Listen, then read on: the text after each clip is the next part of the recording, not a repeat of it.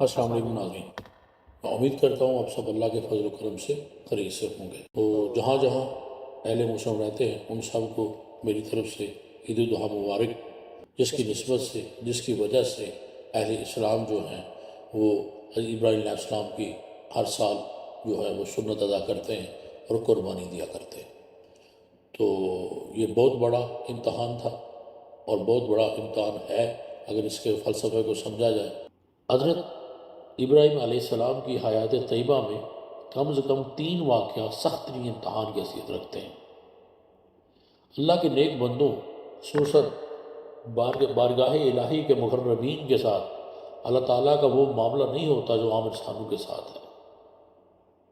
ان کو امتحانوں، آزمائش کی سخت سے سخت منزلوں سے گزرنا پڑتا ہے، جس کے نتیجے میں ان کی زندگی میں قدم قدم پر تسلیم و رضا کے مظاہر ظاہر ہوتے ہیں، جس کے نتیجے میں رہتی دنیا تک انسان اور انسانیت کے لیے بہترین نمونہ اور مثال قائم ہو جاتی ہے۔ نبی کریم صلی اللہ علیہ وسلم نے ایک موقع پر ارشاد فرمایا تھا کہ ہم انبیاء اپنے اپنے مراتب کے لحاظ سے امتحان کی صعوبتوں میں ڈالے جاتے ہیں۔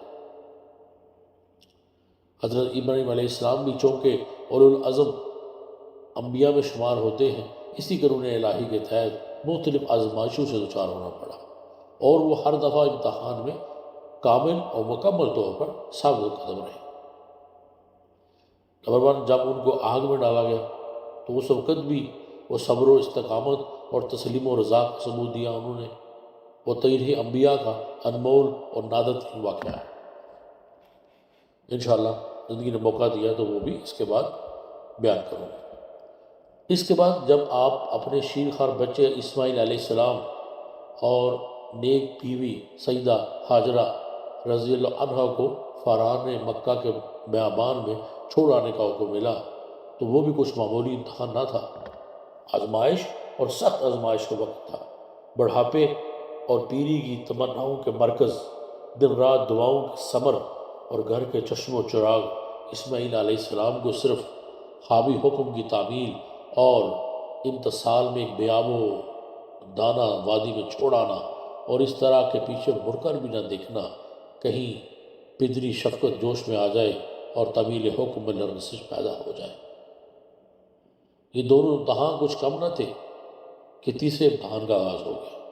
انہی ایام میں جب سیدنا ابراہیم علیہ السلام اپنی بیوی اور بچے حضرت اسماعیل علیہ السلام کی خیر خبر لینے کے لیے مکہ مکرمہ آیا کرتے تھے، 3 شب مسلسل خواب دیکھتے ہیں کہ اللہ تعالیٰ ارشاد فرماتا ہے، اے ابراہیم اپنے بیٹے کو یہاں میں قربان کرو۔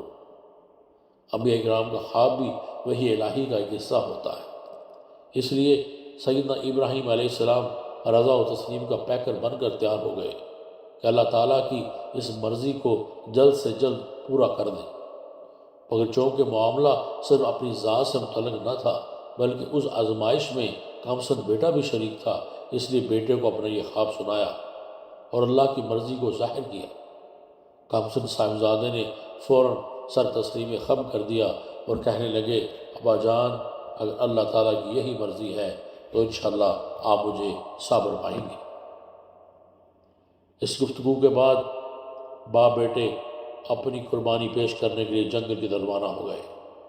اس مرحلہ پر حضرت اسماعیل علیہ السلام عمر شریف کیا تھی، اگرچہ بعض مفسرین نے 13 سال اور بعض نے کچھ زیادہ لکھی ہے، لیکن کسی مستند روایت میں اس کا کوئی واضح ثبوت نہیں ملتا۔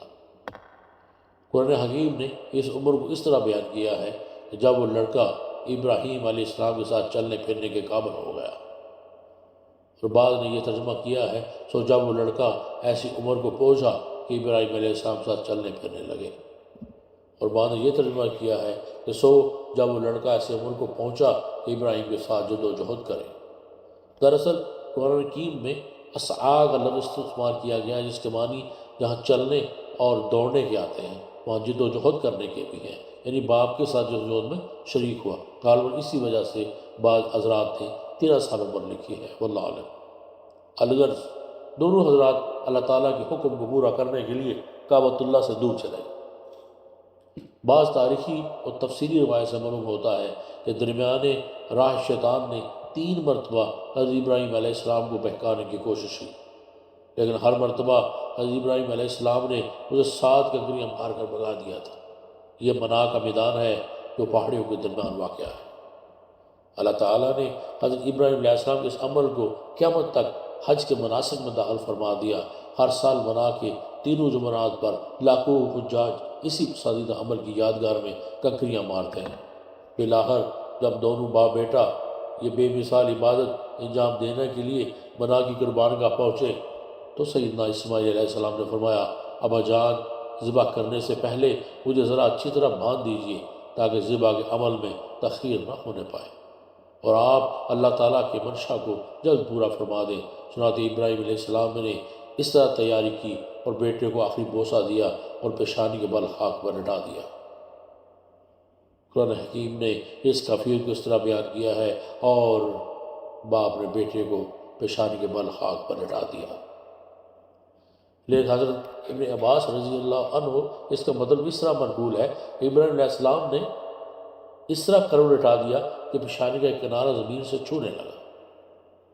لغت کے لحاظ سے یہ تفسیر زیادہ قریب ہے، اس لیے کہ جبین عربی زبان میں پیشانی کی دونوں کروٹوں کو کہا جاتا ہے اور پیشانی کا درمیانی حصہ جبہہ کہلاتا ہے۔ چنانچہ حضرت ابراہیم علیہ السلام نے اس طرح بیٹے کو لٹا کر گردن پر چھری چلانی شروع کی کہ مفسرین لکھتے ہیں کہ اس موقع پر اللہ تعالیٰ نے اپنی قدرت سے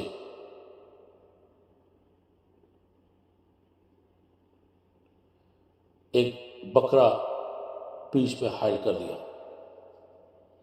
اچانک آواز آئی، اے ابراہیم بس کر، تم نے خواب کو سچ کر دکھایا۔ بے شک یہ بہت سخت آزمائش تھی۔ حضرت ابراہیم علیہ السلام نے ہاتھ روک لیا، آسمان کی نظر اٹھائی، دیکھا کہ حضرت جبرائیل امین ایک فربا مینڈا لیے کھڑے ہیں۔ بعض روایت سے معلوم ہوتا ہے کہ یہی وہی مینڈا تھا جس کی قربانی حضرت آدم علیہ السلام کی صاحبزادی حابیل نے پیش کی تھی۔ واللہ اعلم۔ الغرض جتنی یہ جنتی مینڈا حضرت ابراہیم علیہ السلام کو عطا ہوا تھا، آپ نے اللہ تعالیٰ کے حکم سے اس کو اپنے بیٹے اسماعیل کے عوض ذبح کر دیا۔ اس کو قرآن حکیم اس طرح بیان کرتا ہے، اور ہم نے ابراہیم کو ایک عظیم ذبیحہ اس کے عوض دے دیا۔ اس ذبیحہ کو عظیم اس وجہ سے کہا گیا کہ یہ اللہ تعالیٰ کی طرف سے آیا تھا۔ سورۃ صفات میں اس واقعے کو تفصیل سے بیان کیا گیا ہے۔ اور ابراہیم نے کہا، میں جاتا ہوں اپنے رب کی طرف ہجرت کر کے، وہ مجھے سیدھی راہ دے گا۔ چنانچہ ملک شام اور یہ دعا کی، اے پروردگار مجھے ایک نیک لڑکا عطا فرما۔ بس ہم نے بشارت دی اس کو ایک بردبار لڑکے کی، یعنی حضرت اسماعیل علیہ السلام کی۔ پھر جب ویسی عمر کو پہنچا کہ ابراہیم علیہ السلام کے ساتھ چلنے پھرنے لگا، ابراہیم علیہ السلام نے کہا، ہے میرے بیٹے، میں نے خواب میں دیکھا ہے کہ تم کو ذبح کر رہا ہوں، تو تم بھی سوچ لو تمہاری کیا رائے ہے۔ وہ بولے، بجان آپ کو جو حکم ہوا ہے وہ کر گزریں، انشاءاللہ آپ مجھے صبر کرنے والوں میں پائیں گے۔ غرض جب دونوں نے اللہ تعالیٰ کے حکم کو تسلیم کر لیا اور باپ نے بیٹے کو ذبح کرنے کے لیے پیشانی کی کروٹ لٹا دیا، اور ہم نے ان کو آواز دی کہ اے ابراہیم علیہ السلام، کہ اے ابراہیم تم نے خواب کو خوب سچ کر دکھایا۔ وہ وقت بھی عجیب تھا، ہم مخلصین کو ایسا ہی صلہ دیا کرتے ہیں۔ حقیقت میں یہ تھا کہ بڑا امتحان، اور ہم نے ایک عظیم ذبیحہ اس کے عوض دے دیا، اور ہم نے آنے والی نسلوں میں ان کے متعلق یہ بات رہنے دی کہ ابراہیم برسلام کو۔ اسی طرح ہم نیکوکاروں کو بدلہ دیا کرتے ہیں۔ بے شک وہ ہمارے مومن بندوں میں سے تھے، اور ہم نے انہیں اسحاق کی بشارت دی جو نبی ہوگا اور نیکوکاروں میں سے ہوگا۔ برکت دی ہم نے ابراہیم اور اسحاق پر، اور ان دونوں کی نسلوں میں بعض اچھے بھی ہیں اور بعض ایسے بھی ہیں جو صریحاً اپنا نقصان کر رہے۔